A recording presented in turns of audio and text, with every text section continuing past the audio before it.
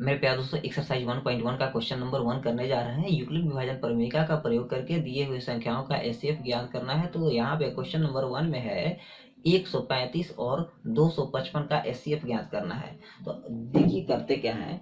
तो सबसे पहले हम बड़ी संख्या को ए मान लेते हैं। तो बड़ी संख्या 225 है, तो ए बराबर 225 मान लेंगे और छोटी संख्या को b बराबर 135 मान लेंगे। यूक्लिड विभाजन प्रमेयिका के अनुसार a बराबर बी क्यूब प्लस आर होता है, जहां a और b कोई धनात्मक पूर्णांक होता है, जहां a को b से q मर्त में भाग देने पर शेषफल r प्राप्त होता है। तो आइए संख्या 225 को भाग देते हैं 135 से। तो इसे साधारण भाषा में समझने के लिए हम क्या करेंगे, साधारण भाग विधि द्वारा एचसीएफ ज्ञात करेंगे।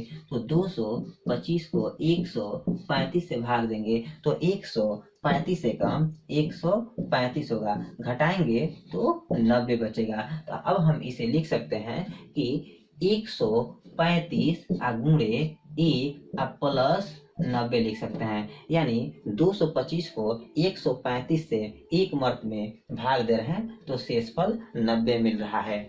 अब देखिए ये जो 135 है इसे 90 से भाग देंगे।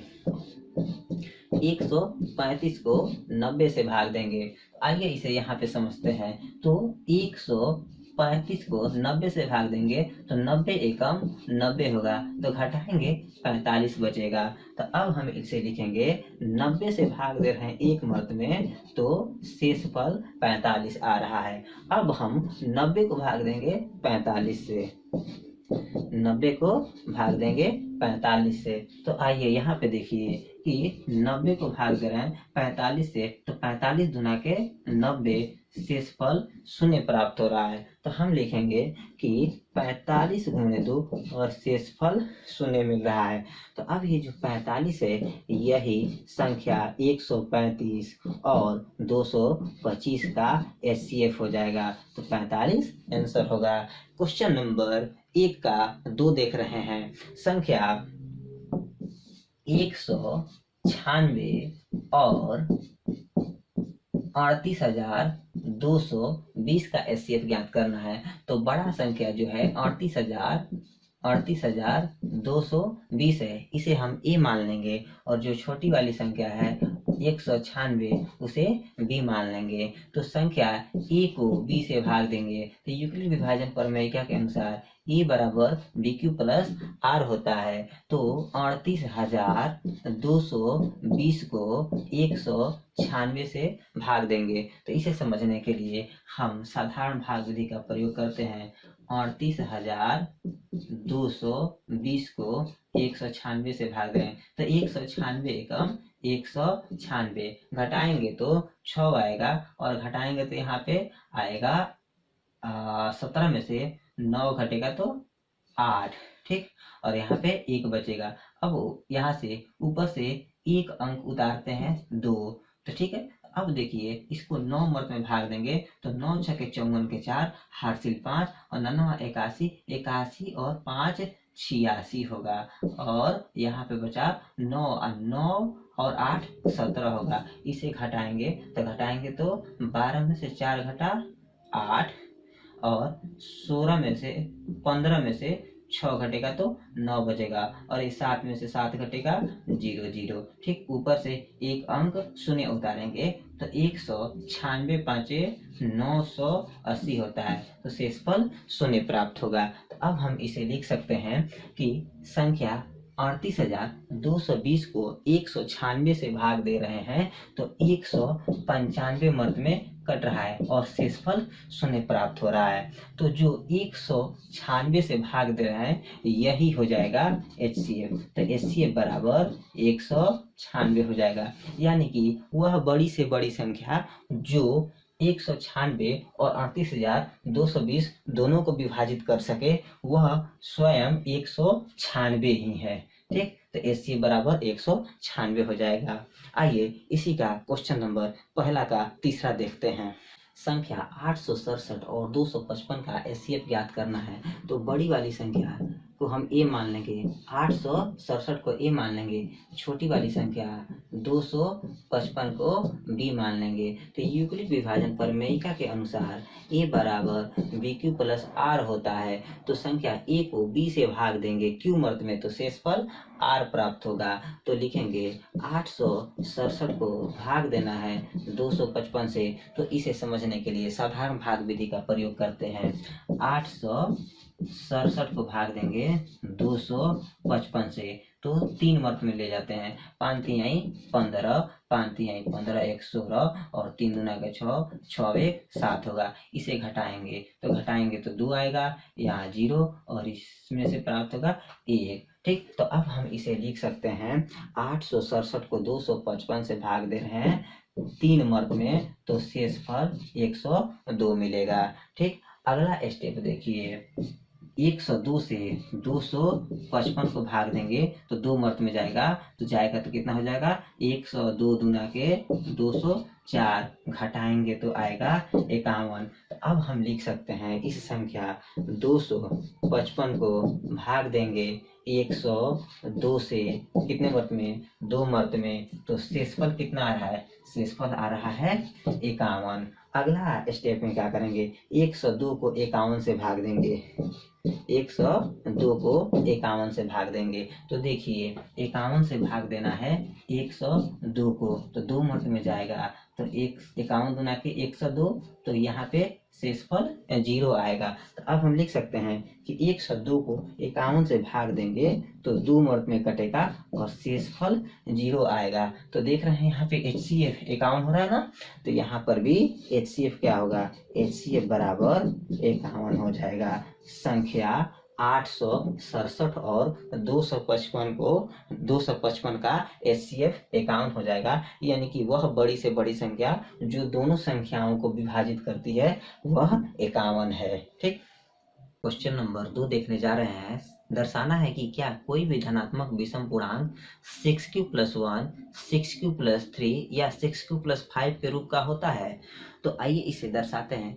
तो देखिए, एक लॉजिक पहले समझना होगा, लॉजिक समझना होगा कि अगर कोई भी सम संख्या है उसके गुणनफल में सम संख्या जोड़ेंगे तो सम संख्या ही आएगा। जैसे यहाँ पर 6 है, 6 के गुणनफल में अगर सम संख्या 1 जोड़ रहा है तो देखिए क्या होगा, 6 को 3 से गुणा करेंगे 6×3 18 होगा, 18 में 1 जोड़ेंगे तो 19 होगा। यानी कि विषम संख्या जोड़ रहे हैं तो विषम संख्या आ रहा है। और वही 6 के गुणनफल में अगर सम संख्या जोड़ेंगे, सम संख्या 2 को जोड़ रहे हैं तो सम संख्या आएगा। देख लीजिए, 6 को 3 से गुणा करेंगे 6×3 18, 18 में 2 जोड़ेंगे तो 20 हो जाएगा। यानी कि सम संख्या के गुणनफल में सम संख्या को जोड़ेंगे तो सम संख्या आएगा, और सम संख्या के गुणनफल में विषम संख्या को जोड़ेंगे तो विषम संख्या आएगा। आइए इसी लॉजिक पे काम करते हैं।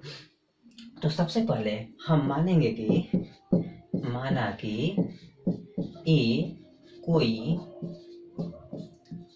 धनात्मक विषम पूर्णांक है, विषम पूर्णांक है, तब E बराबर BQ प्लस R होगा यूक्लिड विभाजन प्रमेयिका से, जहां A और B धनात्मक पूर्णांक होगा और A को B से भाग देंगे Q मर्त में तो शेषफल R होगा। ठीक, तो अब देखिए हमारे जितने भी संख्याएं हैं 6q + 1, 6q + 3 या 6q + 5 जो है A बराबर BQ + R के रूप का है। ठीक, तो हम लोग यहाँ पे लिख सकते हैं कि A बराबर 6q + R है। ठीक, B के जगह पे 6 है और देखिए R के जगह पे 1, 3 और 5 है। तो अब यहाँ पे B बराबर 6 प्राप्त हो रहा है, B बराबर 6 है, तो हम बोल सकते हैं कि जो R होगा शेषफल R होगा वह 0 के बराबर होगा या 0 से बड़ा होगा और 6 से छोटा होगा, क्योंकि जिस भी संख्या से भाग देते हैं शेषफल उससे छोटा ही आता है या 0 से बड़ा या 0 के बराबर होता है। ठीक, तो अब हम लिख सकते हैं कि R बराबर 0, 1, 2, 3, 4 या 5 होगा। अब देखिए r का मान रखेंगे इसमें, तो r का मान रखेंगे तो a बराबर 6q प्लस r है, तो r बराबर 0 रखने पर a बराबर 6q अब प्लस 0 हो जाएगा। r बराबर 1 रखने पर a बराबर 6q प्लस 1 होगा।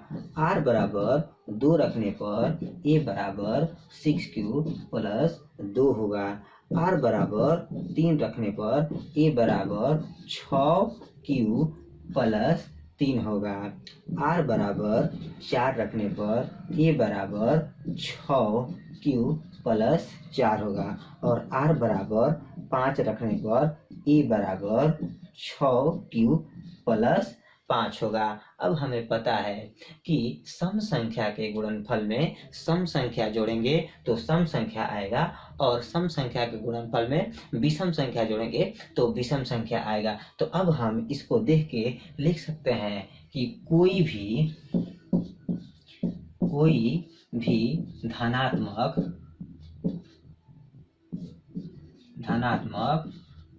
विषम पूर्णांक 6q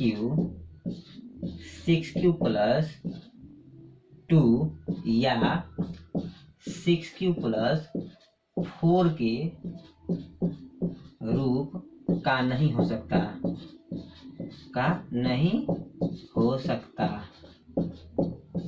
ठीक है, नहीं हो सकता है। क्यों नहीं हो सकता है? क्योंकि देखिए यहाँ पर अगर हम कोई भी संख्या रख रहे हैं, मान लीजिए कि q बराबर अगर हम 1 रख रहे हैं तो 6 एकम 6 होगा, 2 रखेंगे तो 6 दूना के 12 होगा, 3 रखेंगे तो 6 तिरिक 18 होगा, 4 रखेंगे तो 6 चौके 24 होगा। यानी यहाँ पर जो भी हम संख्याएं रखेंगे वह सम संख्या आएगा, ठीक है। तो इसलिए हम बोल सकते हैं, इसलिए बोल सकते हैं कि कोई भी धनात्मक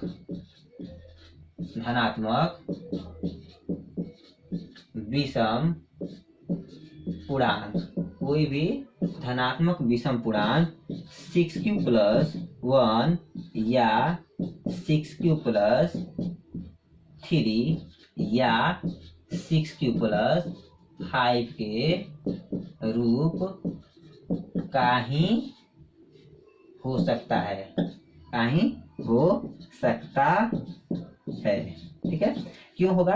क्योंकि देखिए यहाँ पर अगर हम q इक्वल्स टू 1 रख रहे हैं तो 6 1 जा 6 में 1 ऐड करेंगे तो 7 होगा, ठीक। यहाँ पर भी वही देखिए 6 1 जा 6 में 3 ऐड करेंगे तो 9 और यहाँ पर भी q इक्वल्स टू 1 रखेंगे तो 6 1 जा 6 और 6 में 5 ऐड करेंगे तो 11 होगा। यानी कि 1 3 या 5 के रूप में रहेगा तो विषम संख्या आएगा और q या 2 या 4 के रूप में रहेगा तो शेष जो हमारा संख्या है वह सम संख्या आएगा। तो इसलिए कह सकते हैं कि कोई भी धनात्मक विषम पूर्णांक 6q प्लस 1 6q प्लस 3 या 6q प्लस 5 के ही रूप का होगा। इसलिए ये प्रूव हो गया, ठीक है, प्रूव हो गया। इसको नोट कर लीजिए।